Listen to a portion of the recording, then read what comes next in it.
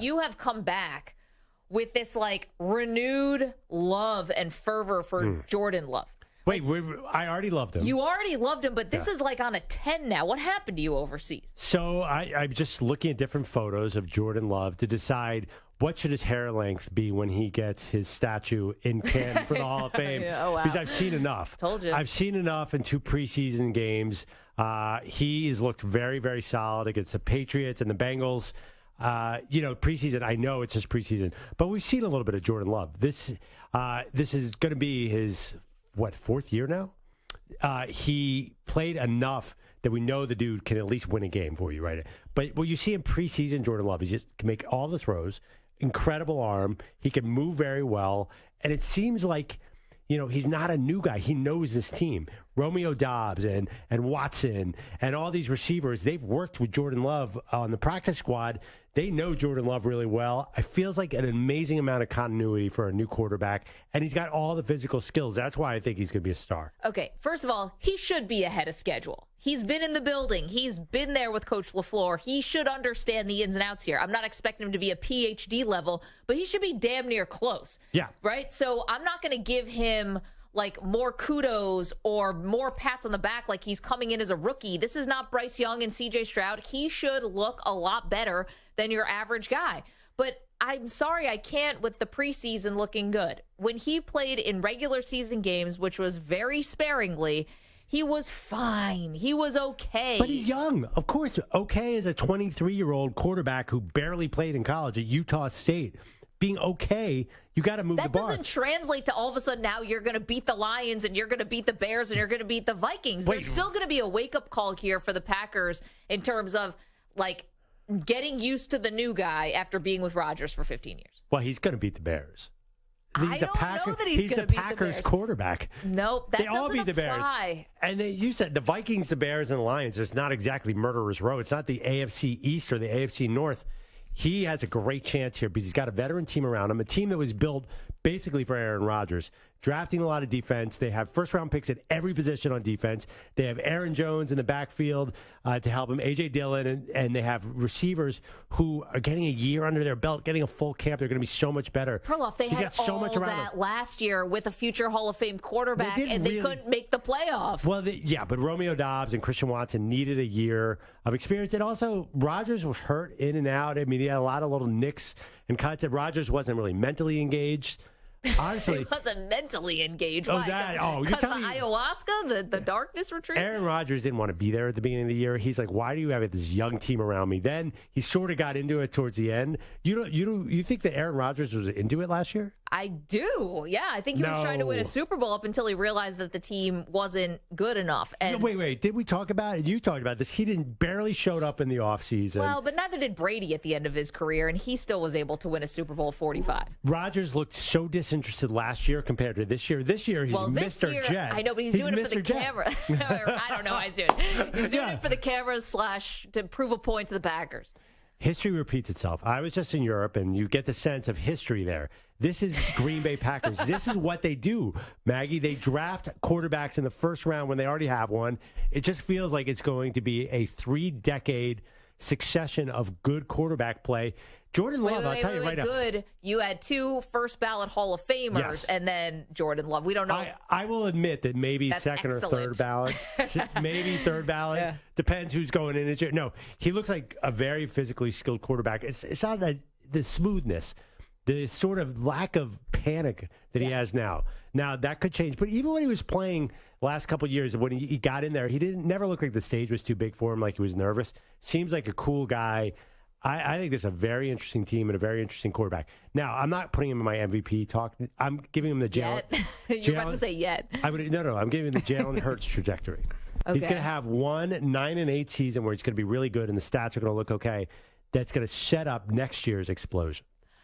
Okay, well then I hope he can run the ball because that's what happened with Jalen Hurts. He can run. That first year when the Eagles basically made the playoffs for the right to get destroyed by the Bucs in the first round, and people weren't sure if Jalen Hurts was going to still be a starter after that, it was because they went to running the ball. Now, Maybe they'll do that in Green Bay. And you know what? They should do that in Green Bay because you have two great running backs there. And if you're not trailing in games and you don't need Jordan Love to bring you back from 2 scores down or whatever, you should be running the ball. I think Jordan Love was more of a passer than Jalen Hurts was in college, too. I think he's ahead. Jalen Hurts needs to catch up as far as reps at passing the ball. And now he's caught up. Now he's amazing. I love how you, like, going into an old church in Europe or something was, like, made you think about the Packers' history, too. I mean, that's basically the cathedral that we have in the Midwest. These are lessons that we refuse to learn at times, but if we do that, we're making a mistake.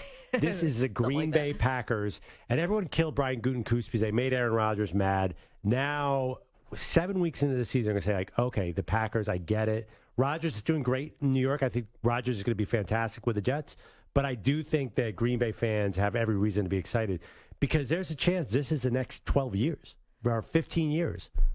All right. Start off the season. It's not going to be crazy, at least on paper.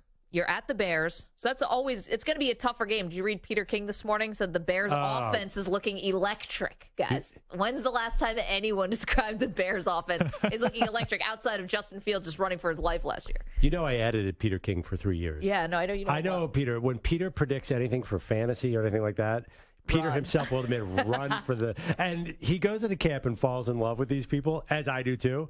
I am not scared of that Bear. And let's face it, Green Bay has always owned that stadium. I think they're okay, but Chicago's improved. I still like the Packers in that one. Then it gets easy. Bears at Falcons, Saints, Lions, at Raiders, at Broncos, until you get back around to the Vikings. Yeah, I think that division is really wide open, the NFC North. We have no idea. The Vikings look like, by all means, are going to take a step back. The analytics people do not like the Vikings. They did last year. The Bears were the worst team in the NFL last year. I know they're exciting. And the Lions, when's the last time the Lions were in the playoffs, Maggie? Well, but you love the Lions. I do love the Lions. I know. I'm the one who's telling you. I do love the Lions. You love them just as much as me. But I'm loving the Bears more than I'm loving the Lions. What? Yeah. Wait. Like they're going to have a better record? Or just compared to expectation? Well, the expectations for the Lions are bananas. Yeah. I don't know. Like, I get it. They had a really good end of the second half last year, and that was great, and they pulled it together to beat the Packers even though they weren't playing for anything. But that does not mean you are red carpeted into the playoffs here. So to your point, I think Jordan Love has a chance here, but I can't go around anointing him yet. Call me a Jordan Love skeptic. That's where I'm going to sit right here with my skepticism. I'm going to tell you right now, it's very disappointing to me that you do not believe in love. Love, the concept of love. You've with been the waiting heart. for that. Yeah, I haven't made one love pun yet. Even though on Twitter I said today was going to be a Jordan Love fest on the Maggie and Perloff show. I just think that, you know, you've obviously been burned by football in the past. You have trouble being optimistic. Jordan Love's going to be a star. Just get ready for it. All right. You agree with Perloff, 855-212-4CBS, 855-212-4227. I'm just not sold. I don't think it's going to go that seamlessly here, and I'm not giving out, like, you know, awards because you look competent in an offense that you've had all the time in the world to learn. And I know it's different going out there and having to do it yourself, but that and a couple preseason games, I just can't. Or I'm sorry, a preseason, you know, a couple drives. Can't do it. I did an exercise today. I was looking at Jordan Love, every snap he did this preseason, and then I looked at last year's preseason. He looked great then, too. You're keeping preseason stats? If you want to watch Jordan Love highlights, you have to watch a lot of preseason. I know. You're not getting much during the year. I think the Packers knew what they had when they sort of maybe didn't call Aaron Rodgers back. You go back to February. They didn't seem eager to really bring Aaron Rodgers back. I think they're ready to at least try Jordan Love, and I think it's exciting. The funny part is after they drafted Jordan Love, then they went on to give Rodgers a massive contract. Like, that part of it still, if they really wanted to move on, they had the opportunity. And instead they were like, we'll give Rodgers $100 million. That was the old, if you want to make God laugh, make a plan. Yeah. So they planned the succession, and then they realized, oh, man, Rodgers is better than we thought. Let's throw all this money. Then they missed the playoffs, and now it's Jordan Love time. 855-212-4CBS, 855-212-4227. All right, we're back. We've got so much to get into, but we start off with the Packers today and want to know what you think about Jordan Love and about the AFC North and the Packers. Are you this sold as Perloff is? I told you, I wasn't, like, overselling this. You went on vacation. I love Jordan Love. You left the country as a Jordan Love fan. You came back as a Jordan Love, like, sycophant. Yeah, super fan. I saw enough. I'm ready to go. You know my plan, by the way. And What's that? to order 2 jerseys.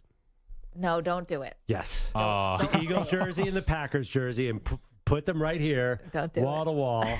Hey, love hurts. I know that's what he's. Thank you, going Mike. for. Thanks you for spelling it out. I was doing build up there so I could say it. Way to come crashing in on the joke, Samter. It's like we're mid-season form. By the way, and Who needed a warm-up? We're in the first segment. We're back. if he's bad, then we could play the song "Love Stinks," which none of you are even old enough to remember. No. Love Stinks. You don't know that song? We'll have to get Schlereth in here.